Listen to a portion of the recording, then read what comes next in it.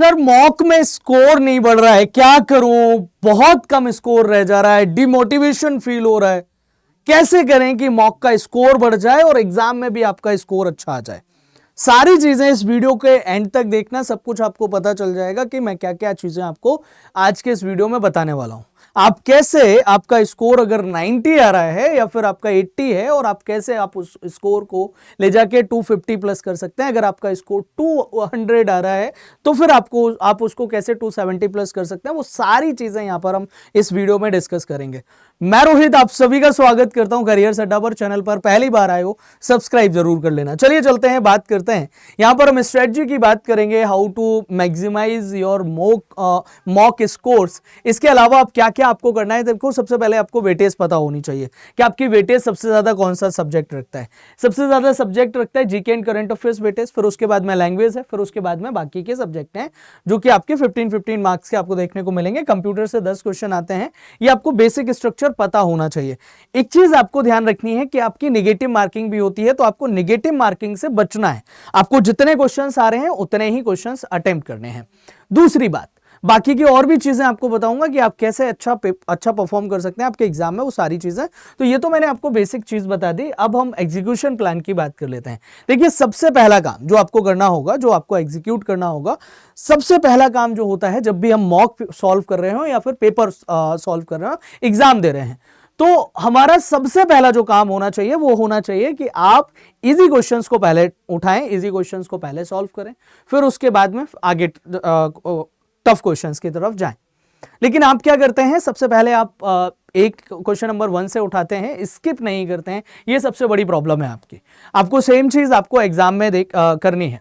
सबसे पहले आप इजी क्वेश्चंस को सॉल्व करेंगे, जो आपको आ रहे होंगे उनका आंसर मार्क करेंगे, अदरवाइज आप उसको स्किप करेंगे। और आप उसको ये भी कर सकते हैं कि नेक्स्ट टाइम के लिए आप उसको मार्क कर सकते हैं कि व्यू नेक्स्ट टाइम करके आप उसको मार्क करके फिर आप सीधा उस पर क्लिक करके आप आगे बढ़ सकते हैं।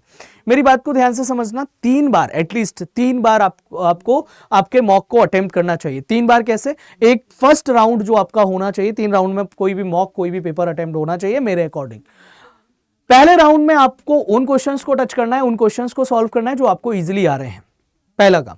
दूसरा, फिर आपको उन क्वेश्चंस को टच करना है जिन पे आपको डाउट था सेकेंड राउंड में, फर्स्ट से लेकर लास्ट तक, मतलब एक क्वेश्चन नंबर 1 से लेकर 75 क्वेश्चन तक। फिर उसके बाद में उन क्वेश्चंस को आपको टच करना है जिन पर आपको बहुत ज्यादा डाउट था, जो आपसे सॉल्व नहीं हो रहे थे, अगर आपके पास में टाइम बचता है तो। बात समझ में आ गई। सबसे पहले इजी क्वेश्चंस, फिर उससे टफ, फिर उससे टफ। ये 3 राउंड होने चाहिए। अदरवाइज तो आप 2 में अगर कर लेते हैं तो भी वो बहुत ज्यादा सही रहेगा, सबसे बढ़िया रहेगा। क्योंकि ये क्या करेगा, जब आप इजी क्वेश्चंस को पहले कर रहे होंगे या फिर उन क्वेश्चंस को पहले कर रहे होंगे जिनके आंसर आपको पहले से पता है, तो वो आपको कॉन्फिडेंस बूस्ट करेंगे, वो आपके मार्क्स को इंक्रीज करने में हेल्प करेंगे। नाउ इसके बाद में सेकेंड पॉइंट, कि आपको टफ क्वेश्चंस को स्किप करना है, आपको टाइम वेस्ट नहीं करना है। दूसरी चीज, तीसरा, अगर मैं यहां पर बात करूं तो नेगेटिव मार्किंग से आपको बचना है। आपको उन क्वेश्चंस को बिल्कुल भी टच नहीं करना है, उन क्वेश्चंस को बिल्कुल भी अटेम्प्ट नहीं करना है जिसमें आपका 50% से कम आप श्योर हैं, आपकी श्योरिटी नहीं है। एटलीस्ट 50% श्योरिटी होना चाहिए, तब फिर आप उस क्वेश्चन को अटेम्प्ट करें, अदरवाइज तो स्किप कर दें, छोड़ दें।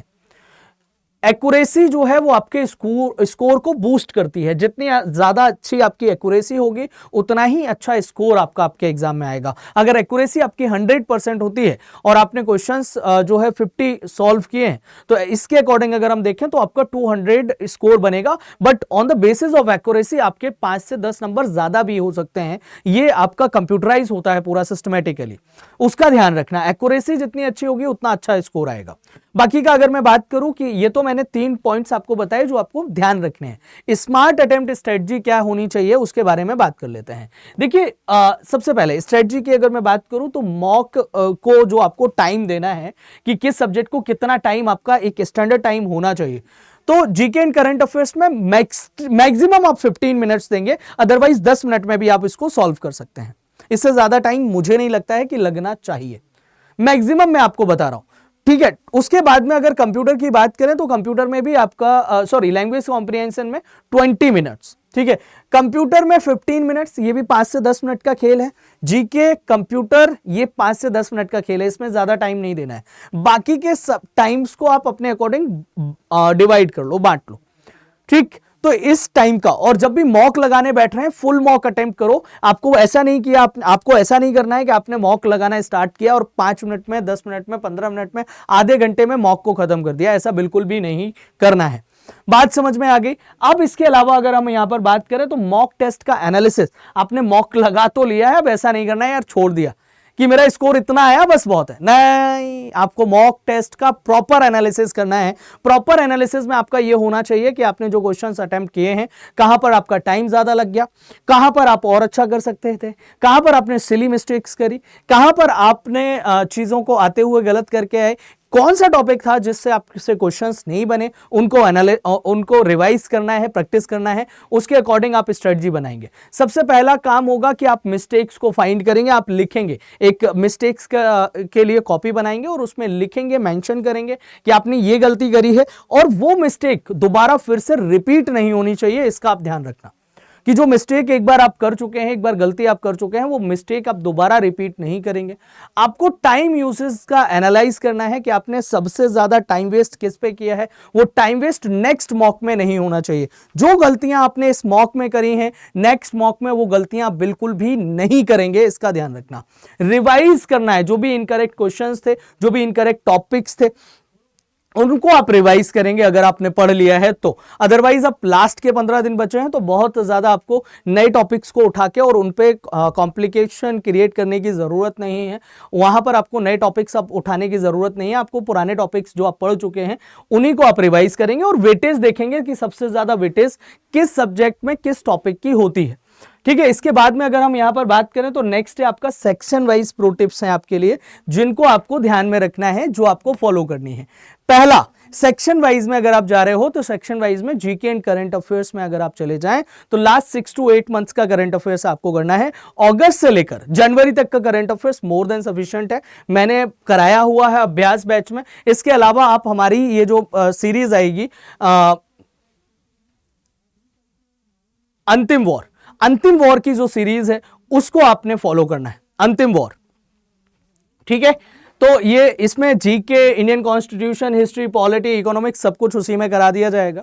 ये कुछ मेजर इंपॉर्टेंट टॉपिक्स हैं जिन पे आपको ध्यान रखना होगा और करंट अफेयर्स पे ज्यादा ध्यान रखना है। तो वो मेरी 7 बजे वाली जो क्लास है वो आपको स्कोर बूस्ट कराने में हेल्प करेगी।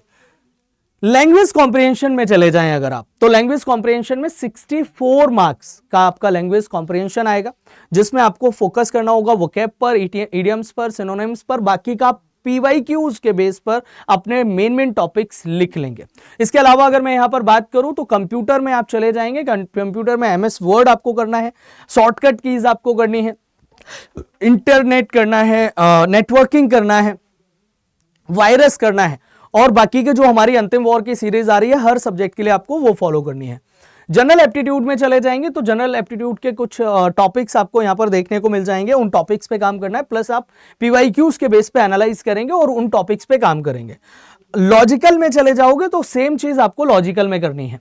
अब एक्स्ट्रा कुछ टेक्निक्स हैं, कुछ पॉइंट्स हैं। अगर आपको 270 प्लस स्कोर चाहिए है, आप स्कोर कैसे बूस्ट कर सकते हैं उसके बारे में बात कर लेते हैं। देखिए, सबसे पहला आपने फर्स्ट मॉक लगाया तो आपको टारगेट बनाना है कि आपका सिलेबस अगर पूरा कंप्लीट है तो आपका मिनिमम इतना स्कोर आना चाहिए।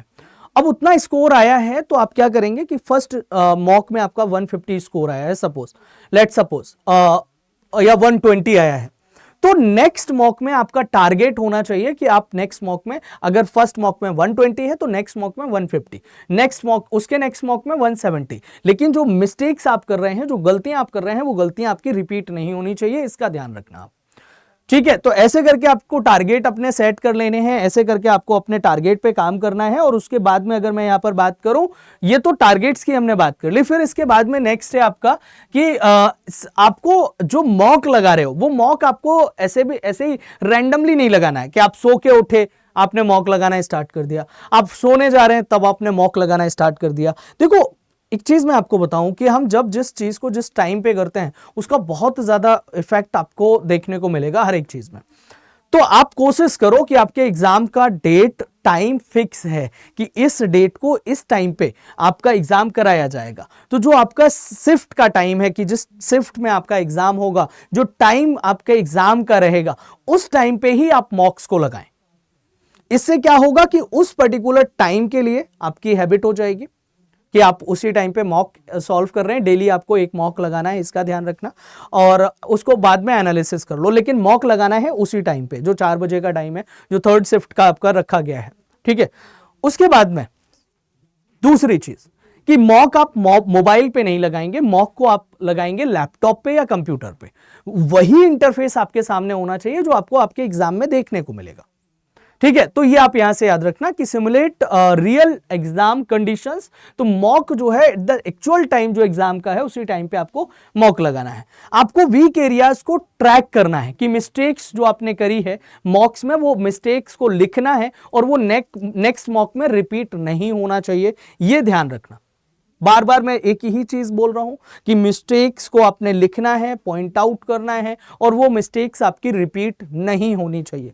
ठीक है, इसके अलावा अगर मैं बात करूं तो आपका क्या क्या आप कर सकते हो, की हैक्स क्या है एग्जाम के लिए, कि अगर आप एग्जाम में हाई स्कोर लेना चाहते हैं तो आपको हाई वेटेज जो आपके टॉपिक्स हैं, जो सेक्शंस हैं, लाइक जीके हो गया, लैंग्वेज हो गया, तो इन पे आपको काम कर लेना है। ये अगर आप काम कर लेते हैं तो ये थोड़ा सा आपका स्कोर को बूस्ट करने में हेल्प करेंगे।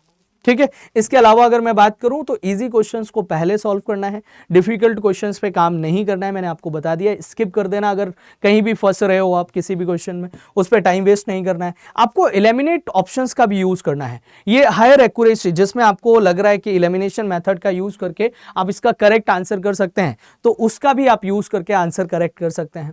इसके अलावा अगर मैं बात करूं तो रैंडम गैसिंग नहीं करनी है आपको। अटेम्प्ट तभी करना है जब आप 100% या 50%, 60%, 70% श्योर हैं उस पर्टिकुलर क्वेश्चन के बारे में, तो ही आपको अटेम्प्ट करना है, अदरवाइज छोड़ देना, स्किप कर देना।